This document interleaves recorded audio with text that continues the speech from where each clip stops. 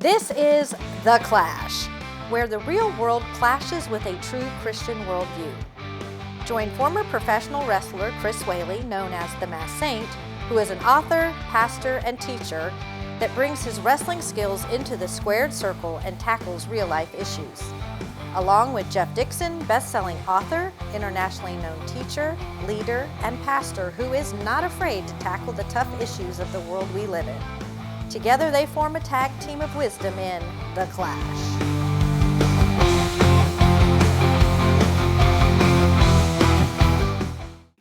Hi, welcome to The Clash, where we take a Christian worldview, allow it to clash with the culture around us, and when we're done, if we do it well, you'll be entertained, educated, enlightened, and encouraged just a bit to be a little bit better in your faith. Yeah. I'm Jeff Dixon, and I am joined by the one, the only, the saint himself, Chris Whaley. Mm-hmm. How you doing, Chris?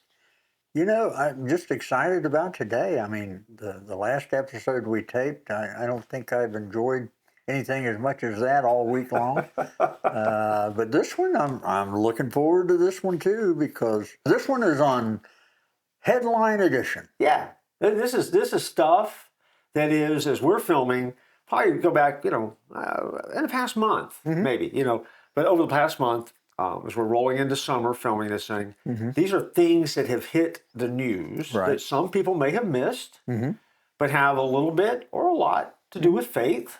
And so we're going to kind of talk about the headlines, the stories a little bit, and then kind of react to them and, share a thought or two about it, and maybe do it. And the design behind this is to encourage you to not be afraid to take your Christian worldview and allow it to come face to face with the things that are happening in the culture and come to some conclusions that will help you look through things or add things with a faith lens on. Right. And if you do that, you're coming a long way. Okay. So we'll do that right after the break. Okay. Yeah.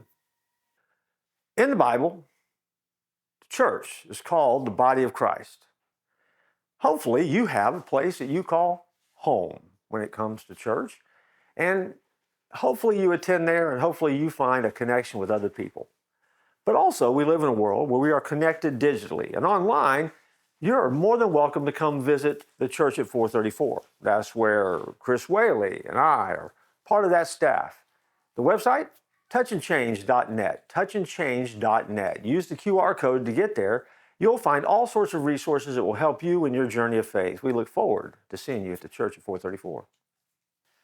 Hi, welcome to the headline edition. We are looking at the news. You been watching the news lately? I'm a news junkie. Are you now? I am. I'm a news junkie, and, my wife, she hates that I'm a news junkie, and my grandkids, when they come over, Papa, do we have to watch that? No, you do not. We have 3 TVs in this house. You go in that room and watch what you want, and I'll sit here and watch what I want. Okay. But I am a news junkie. Okay. I really am. All right. Well, okay. So, and as you're watching the news, every once in a while there's a story come up, and all of a sudden, it might be a minor story for them, but you hear it and you go, oh, there's something to that story. Oh, yeah. I got one. Okay. What do you got? Well, I'm not really a Major League Baseball fan. I mean, I could care less. I haven't watched a game this year. Didn't watch one last year. I think I did glimpses of the World Series and the playoffs or whatever. If the Tampa Bay Rays are in it, I might watch a little bit of that. But when I hear something like this, though, I get excited because, of all the places in the world, San Francisco is probably the gayest city in the world, probably. Mm-hmm. But they have a baseball team in San Francisco. They do, the Giants. The Giants. Yeah. And they were celebrating Pride Month, I guess, or Pride Night there. And there's some believers on that Giants team, and they took the hat and put scripture references on the hat. Yeah. And it's, there people getting all upset in San Francisco saying, you've messed up Pride Night or whatever by doing that. And I'm on the sideline cheering these guys on. Yeah. Because I don't think they did anything wrong. I hate it that the rainbow has been taken over by, Pride Month. The rainbow is from who, Jeff? Oh, it's from God. It's God. promised from God. God gave us the rainbow. And that's what, in the passage they used was out of Genesis, talking about, tying it back to where the rainbow came from. Right. If I remember too, the one guy was like, he goes, this is not an anti-homosexual stance. This is just basically me and a couple others proclaiming our faith. I mean, you're making us wear a hat with the rainbow lettering, insignia on it. He goes, so I just want, as a personal testimony, to state I know where that rainbow is coming from. Right. And that rainbow is a promise from God. Right. And I love that. Oh, yeah. I mean, but Major League Baseball has threatened to fine them. Comedian Rob Schneider has offered to pay the fine for these guys. he did. He paid the fine for these guys. And then the ripple effect of that is that there's a minor league team that was celebrating Pride Night. And they had some rainbow attachments, stitchings that they were going to put on the uniforms for that night. As part of the celebration, they wouldn't wear it. And the team basically canceled the game. Right. They instead of figuring out another way around it, they just basically canceled the game. I love that. And they continued the celebration that was taking place because they felt like the celebration, according to the team, was more important than the game. Right. And I'm like, well, okay, but it was built around baseball. So, I mean, it puts us in an interesting place in the culture because, I guess, tolerance and freedom of speech really are things that we should be allowed to do. But it's only when it's, a Christian perspective, when they make a big deal out of it and want to do all kinds of crazy stuff. So I just appreciate people standing up for their faith. Yeah. I really do. Well, I mean, and in this particular case, it's going to cost them. Now, also, I don't know if you saw the news this morning, but before we started filming, news broke that there's now going to be a congressional hearing looking into Major League Baseball to see if they can force someone to compromise their religious beliefs in the creation of their uniforms, which, of course, that's the hat now, right? And making wear a hat that has, that stands for something that I want to kind of change the meaning of that. Because even go back, way back into the archives, but Dale Murphy, when he played for the Braves, Mormon background, so he reportedly, again, I have no idea if this is true or not, always wore the undergarments that were a part of the Mormon teaching of the Mormon Church under his baseball uniform. I did not know that. And that it was something that supposedly he did throughout his career. Now, I have no idea whether that's true or not. But what if the Braves would have said, no, you can't wear that? That's not regulation. Regulation underwear. Yeah, regulation. That's not regulation. And so again, it's different, but it's also the same idea. It's the same concept, right? And should you be forced to? I mean, if you come from an Islamic background and you're going to play baseball in the major leagues, can you be forced to shave off your beard? I don't know. But I mean, it gets a little messy, but also it takes a lot of just common sense to be able to navigate this kind of stuff. And it doesn't need to be complicated. They should just let these guys do their thing, have their event, you go on with it, and you don't make a big deal of it. Instead, it's national news, and we're talking about now making it more famous on The Clash. Yeah. Okay. I like it. I like it. What's yours? Well, this one was interesting to me. A Gallup poll has discovered that most Americans want a more religious society.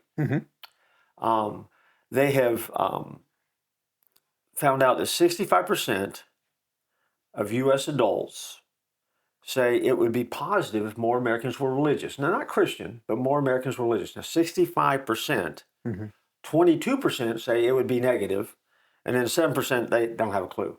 So the idea here is that religion, and the infrastructure of religion is good for society. Now that number though is down, but still that's 65% in today's nation. That's interesting to me. Yeah. What do you think about that? I don't know. I saw another thing about the rise in young men who, are going back to religion. Religion will send you straight to hell. Salvation is what, saves us through Jesus Christ our Lord, who gave himself on a cross so that we could have eternal life through him. So, religion, I don't get all, warm and fuzzy when they start talking about it, but anything that would kind of help us to come back to a more moral society, I'm all for that. Yeah. Because we're certainly going to hell in a handbasket the way we're going right now. So, what's your thoughts? Yeah, on it? it's intriguing to me. I mean, I lean like you do on this one a little bit, where if people are wanting to trend and chase religion, that's not a bad thing, because that does put some guardrails on life and society and morality, and so that's a good thing. Like you though, religion is not what Jesus came to give us, and it kind of throws it back into that whole arena of what kind of church are you going to and how are you doing church. And of course, me, I think church has become too civilized. Christianity has become too civilized. We've kind of stepped away from that raw, untamed faith that that Jesus died to give us. And so as a result of that, I'm not really, I mean, if religion gets them in the door of church, that's a good thing. Now then, it's the church doing what it needs to do, that's a whole different thing. But that's more of a pastor ministry kind of conversation. Yeah. So I tend to like the fact that these are the numbers. This is the track. Yeah. Interesting enough, and no one will be surprised by this, it is defined by political party lines. It's over 83% of Republicans, conservatives are trending for a more religious, that's not shocking. And a lot less, significantly less, into the 30s on the Democratic moderate side. So, again, it kind of speaks to the kind of divisions that we have in America right now. That's 7% you mentioned. Do you think they're on drugs? Well, I think if you're going to go back and reference a previous episode, I think they watched Cocaine Bear, and I think that they, I don't know. I mean, I tend to think that most of these people with no opinion probably have one. They just don't want to go through the hassle of dealing with a Gallup pollster. I mean, I do that. How many times? You want? Can we have you? We're taking a survey. No. And of course, and when someone's taking a survey, I always ask, well, who they are.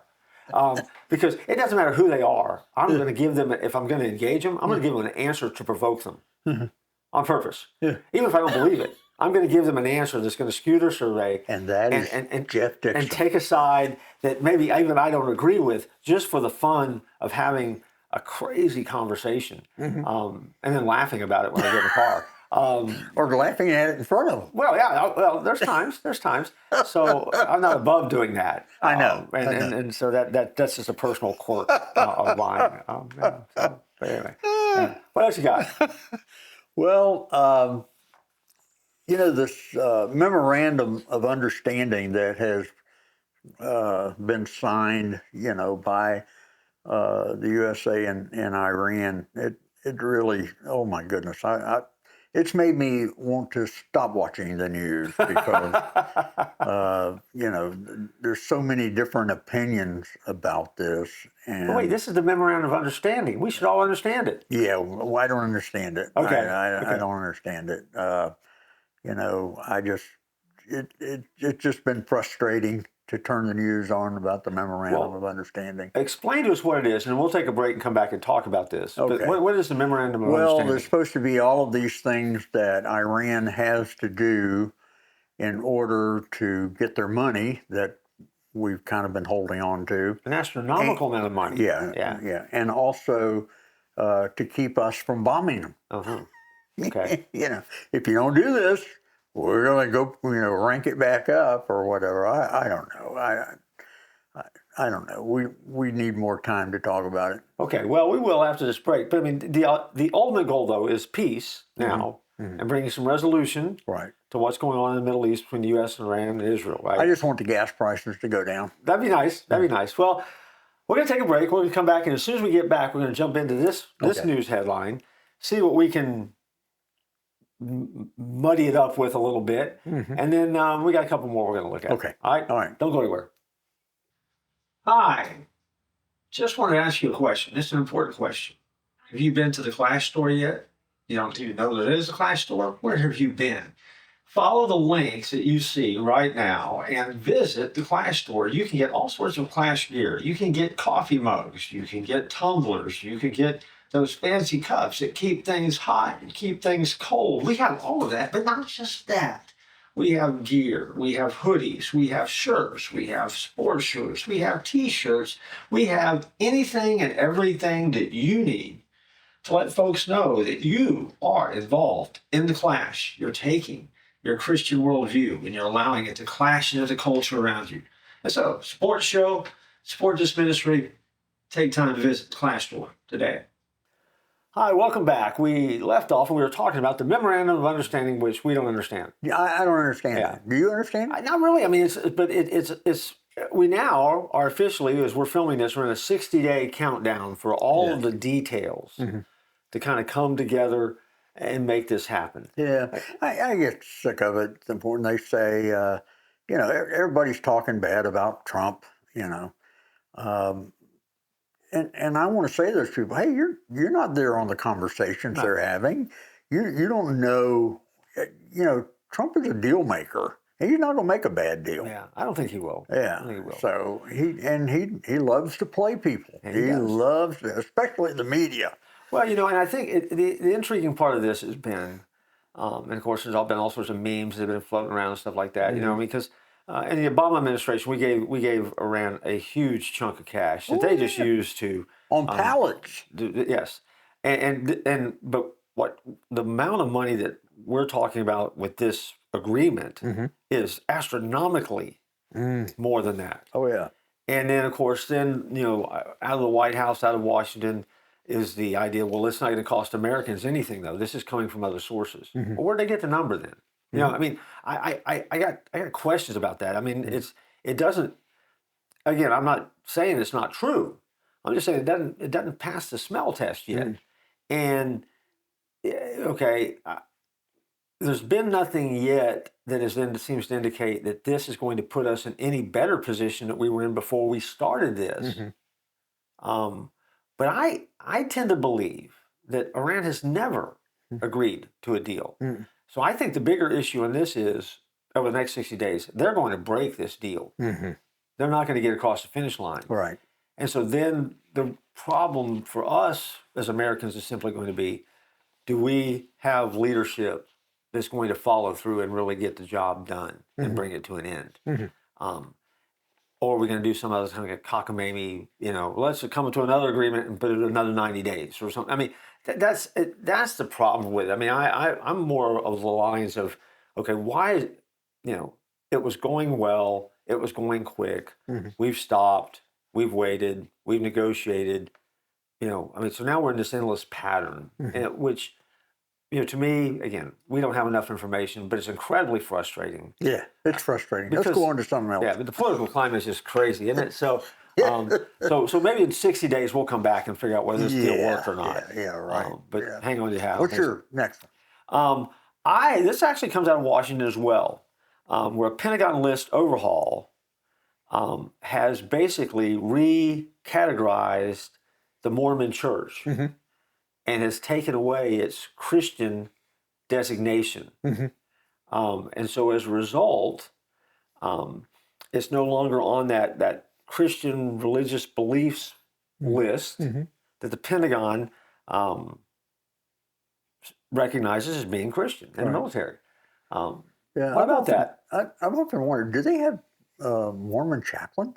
I don't know. Yeah, I think they have. I mean, I think they have through the years. I mean, of course, and what really kind of lit the fuse on this is, we have two senators from Utah, Mike Lee and John Curtis, both Republicans, both members of Church of Latter-day Saints, and so they are quick to challenge the Pentagon's exclusion of the Mormon Church as not being Christian. which is wildly intriguing, right? So now you got 2 U.S. senators from the state, they're Mormons, and they're saying, no, we're Christian. And so it kind of ignites this whole debate as to, chaplaincy, what chaplains are recognized, what chaplains are not. If you're a Mormon, then you can't be a chaplain if that's your religious upbringing because it's not recognized as Christian, or you're, obviously it's not going to be a rabbi. So, I mean, how does this end up? And I guess my biggest question is, why are we doing this? I mean, to what end? I mean, where does this make our military better? So, what do you think about it? I'm in agreement with it. Okay. I'm in agreement with it. The definition of a cult is, that which deviates from mainstream Christianity. And if you've ever done any historical study of, Mormonism, it comes under, cult. Sure. I can recommend a good book to you called Kingdom of the Cults, and you can. A guy named Walter Martin. He's dead now, but man, he was a brilliant guy who wrote about every cult that you can imagine. But you get that book and you read it, and you'll see that it's not Christian. Yeah. So I think Pete Hegseth, got some strengthening to come up against this because. I can't imagine any other Secretary of War wanting to tackle this. Yeah. But I really don't give a rip one way or the other. Well, that was kind of my take too. I mean, because Hegseth is a very upfront, proclaims his faith, his Christianity. Certainly very conservative in that. I mean, and again, and those beliefs make him him. But that was my question. What has happened behind the scenes to prompt this moment? What we're trying to do this. And now common sense would say there's been an issue somewhere. There's been something that we don't know about that has brought this to a head, and now it needs to be dealt with. But now we're talking about Washington. There's no rhyme or reason to what they do half the time anyway. So then you second guess yourself, but you ask yourself the question, well, what is it? Because I'm with you. I mean, yes, the Church of Latter-day Saints is not Christian, nor does it want to be, for the most part. And when you really start peeling back the layers of the upper layers of the leadership of what it takes and the different tiers you get to and stuff like that, I mean, that it is very cultish. And I think, I think the greatest gift that the Church of Latter-day Saints has given us is the Osmonds. But beyond Donnie and Marie, I don't think I've been blessed by the Church of Latter-day Saints. So so it was just wildly intriguing though that they did that. I mean, and it makes national news. But the funny thing about it in the news, no one really. The question is, no one really knows why. It's kind of, why are we doing this? Why is this the dance right now? I don't know. And there's got to be a reason, but no one's telling us. So I'm originally from Alabama, and in Alabama they'd explain say so much. Explain so much. Yeah. Okay. In Alabama they'd say, "Hold my beer and watch this." I think that's what Pete Hegseth was doing. Well, yeah. Yes, you're absolutely right. I think there's a little bit of that in this. I'm here. We're in the middle of an election cycle. I may have 2 more years, so here's I'm going to clean some stuff up, and that may be what's driving it. Yeah, I got one for you. Okay. Did you ever think that we would live in a time in America where socialists were winning elections in America? Did you ever think you'd see that? I did not. I did not. I was watching the news this morning, drinking a cup of coffee, and they had this big rally up there in New York. Of course, what happens in New York, you can certainly understand it. But you had Bernie Sanders and Mondami and these 3 other socialist candidates that are, and one of them wants to get rid of all borders, wants to abolish prisons. Yeah, abolish prisons. Yeah. Wants to get rid of this and that, that make up our country. And I just, Jeff, are they not teaching history anymore in our schools?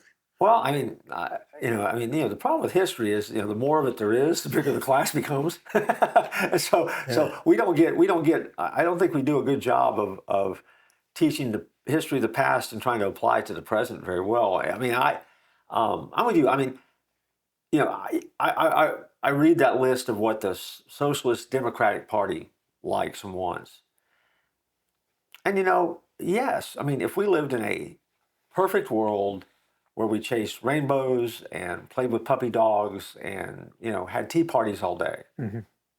Okay, that might work. Mm. But biblically, that's not the world we live in. Mm-mm. And biblically, we live in a fallen world, right? Where evil is a real force in the world. Mm-hmm. So, for example, like abolishing prisons, mm-hmm. to do what? Yeah, right. I mean, to do what? Mm-hmm. And I heard the one lady give an answer to that. Well, because we really are never really seeing what's behind the scenes of why someone would harm someone else. Mm-hmm.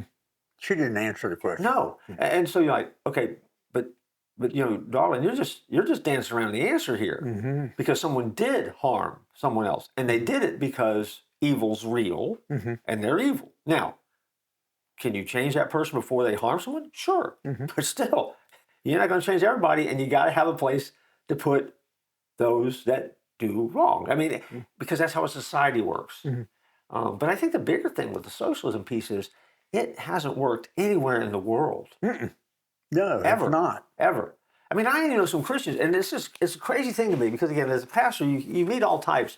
But I mean, I have people say, "Well, Jesus was a socialist." Mm. I'm like, not really. Not if you get to know Jesus. No. He was not. And you can't use the teachings of Christ to build socialism. No. That ain't gonna happen. No.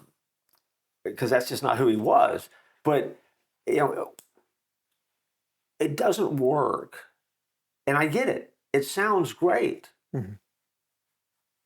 But no one's out there to pay the price for it. No one has a plan to make it work. Mm-hmm. No one has the understanding and wisdom to create and recraft a society to make it work. Mm-hmm. And so as a result, it always fails, mm-hmm. because the power ends up in a few people's hands, mm-hmm. and they become dictators, mm-hmm. they become monarchs, mm-hmm. and as a result, very wealthy, and everyone below them pays the price. And it never works. Yeah. And people, I mean, these stupid people that vote for Bernie Sanders, and I know I'll probably get some things on that, but that's okay. But I mean, the guy has become a multi-millionaire, and he didn't have anything before he went into elective office, and now he's become a multi-millionaire. He's got 3 or 4 houses. Railing against rich people. Yeah. I mean, start looking at your stuff, man. Yeah. I think Bernie Sanders probably watches this show. Good. Bernie? Yeah. All right. Well, that's just the headlines right now, right? I mean, and we certainly we're out of time, so we need to wrap this one up.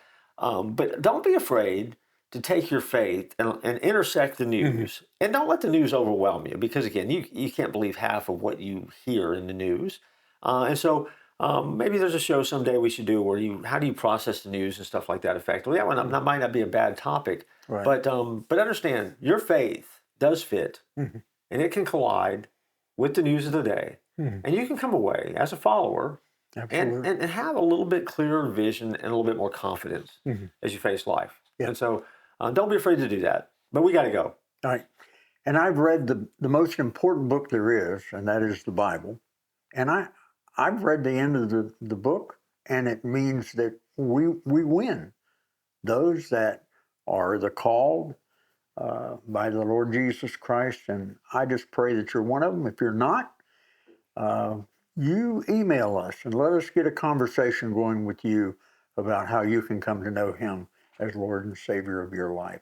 So go out and have a great week, and don't tap out.